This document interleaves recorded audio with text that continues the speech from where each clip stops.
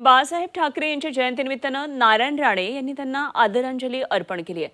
साहेब आणि माँसाहेब हे सर्वस्व होते अशा शब्दांमध्ये त्यांनी बाळासाहेबांच्या आठवणींना उजाळा दिलेला आहे. तर राणेंनी फेसबुक पोस्ट केलेली आहे आणि त्यामध्ये त्यांनी काय म्हटलं एकदा आपण पाहूया. नारायण राणेंनी ही भावनिक पोस्ट केली आहे. ते म्हणतात, आज साहेबांचा जन्मदिवस. साहेबांची आठवण नाही असा एकही दिवस जात नाही. त्यांचे माझ्या जीवनातलं स्थान हे अढळ आहे. साहेबांच्या पार्थिवाचं दर्शनही माझ्या नशिबात असू नये ही माझ्या आयुष्यातली सर्वात मोठी खंत आहे. साहेब आणि माँसाहेब माझ्यासाठी सर्वस्व होते. साहेबांच्या निधनानं माझ्या मनातला एक कोपरा निष्प्राण झाला.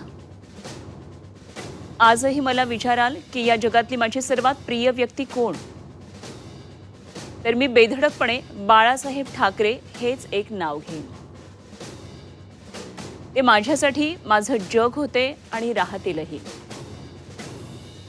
माझ्या आयुष्यात कितीही चढ उतार येऊ देत, मी आज जो कोणी आहे त्यामागे त्यांचाच आशीर्वाद आहे हे मी आयुष्यात कधीही विसरू शकणार नाही.